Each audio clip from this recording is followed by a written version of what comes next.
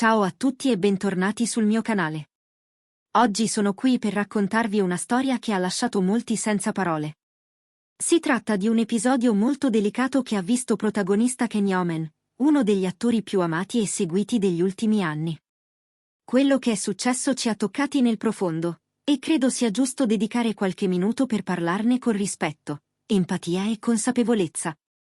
Can Yaman non è soltanto un volto noto della televisione. Dietro l'immagine dell'attore affascinante, c'è un uomo che ha costruito la propria carriera con impegno, studio e sacrificio. Laureato in giurisprudenza, ha scelto di seguire la sua passione per la recitazione, entrando nel mondo dello spettacolo con una determinazione che non è passata inosservata. Il suo talento, unito alla sua presenza scenica, lo ha reso celebre prima in Turchia, poi in tutta Europa, soprattutto in Italia.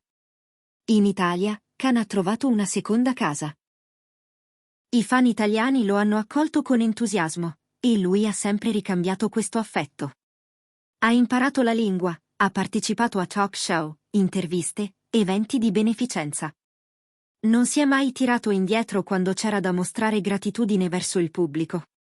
Non è raro vederlo fermarsi per firmare autografi, scattare selfie o anche solo per un sorriso. Ma nonostante questa apertura verso il pubblico, la linea tra ammirazione e invasione della privacy è molto sottile.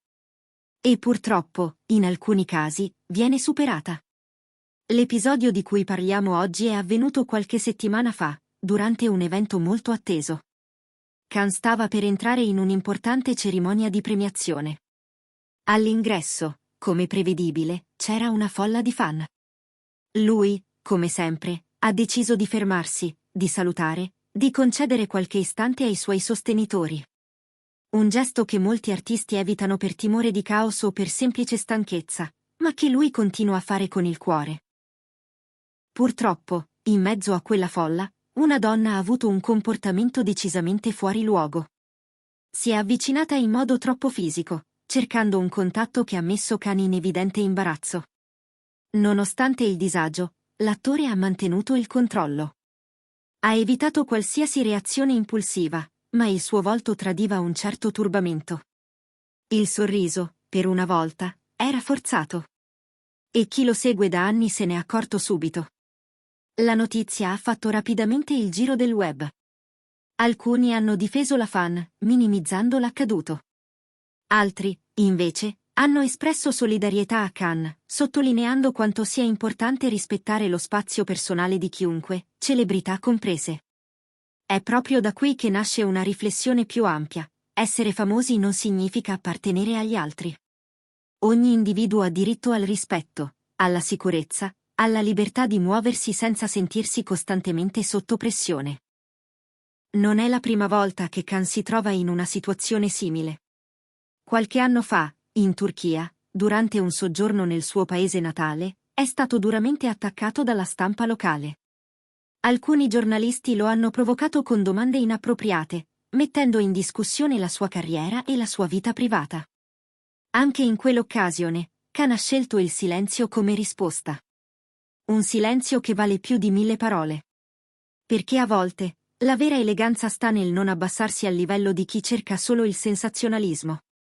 Dopo l'ultimo episodio, Can non ha rilasciato dichiarazioni ufficiali, ma in un'intervista passata aveva già lasciato intendere quanto certi atteggiamenti possano pesare.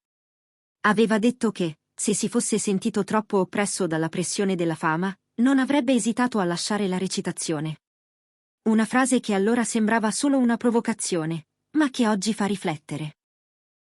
Perché chi vive costantemente sotto i riflettori ha bisogno di momenti di tregua, di normalità, di umanità.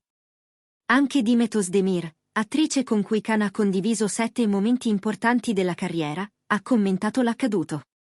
In una recente intervista, ha raccontato quanto sia difficile mantenere un equilibrio tra vita pubblica e privata, specialmente quando le persone credono di avere il diritto di superare ogni limite solo perché ti ammirano. Ha detto di comprendere benissimo la frustrazione e il disagio provati da Can, e ha espresso tutto il suo supporto.